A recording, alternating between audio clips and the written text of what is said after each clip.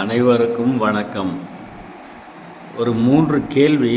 அந்த 3 கேள்விக்கு இதுவரைக்கும் நீங்கள் சிந்திச்சிருக்க மாட்டீங்க. அதுக்கு கேள்வியும் கேட்டு அதுக்கு விடையும் சொல்கிறேன் பாருங்கள். உலகில் மிகப்பெரிய மலை எது அப்படின்னு கேட்டால் நீங்கள்லாம் என்ன சொல்லுவீங்க? இமயமலை, அதில் இருக்கிற எவரெஸ்ட்டு, இப்படி தான் சொல்லுவீங்க. ஆனால் திருவள்ளுவர் என்ன சொல்கிறாரு? நிலையின் திரியாது அடங்கியான் தோற்றம் மலையினுமான பெரிது அப்படின்னாராம். தன் நிலையிலிருந்து தவறாமல் ஒழுக்க நெறியோடு நடக்க வேண்டிய தோற்றம் தான் மலையை விட பெரிது அப்படின்னு சொல்கிறார். சரி, அடுத்தது உலகில் மிகப்பெரிய கடல் எதுன்னு கேட்டால் நீங்கள் என்ன சொல்லுங்கள்? பசிபிக் பெருங்கடல்னு சொல்லுவீங்க. ஆனால் வள்ளுவர் என்ன சொல்கிறாரு? பயன் தூக்கா செய்த உதவி நயன் தூக்கி நன்மை கடலின் பெரிது.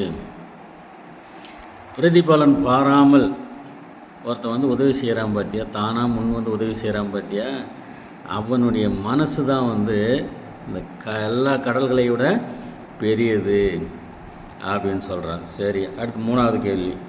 உலகத்திலே மிக பெரியது எதுன்னு பொதுவாக கேட்குறாங்க. அது பறவையா விலங்கா என்ன பிரித்து கேட்கலை. அப்படி கேட்டால் நீங்கள் விலங்குன்னா திமிங்கலம் கிடையாது, அதுதான் மிக பெரியதுன்னு சொல்லுவீங்க. ஆனால் வள்ளுவர் என்ன சொல்கிறார் பாருங்கள்? காலத்தினால் செய்த நன்றி சிறிதெனினும் ஞாலத்தின் மான பெரிது. ஒருத்தனுக்குடைய அவசரம் தெரிஞ்சு அவசியம் தெரிஞ்சு அவனுக்கு காலம் அறிந்து தக்க சமயத்தில் போய் உதவி செய்கிறான் பார்த்தியா, அந்த உதவி சிறியதாக இருந்தாலும் அது கடலை விட இந்த உலகத்தை விட மிக பெரியது அப்படின்னு சொல்கிறாரு. இது சாதாரணமாக யாரும்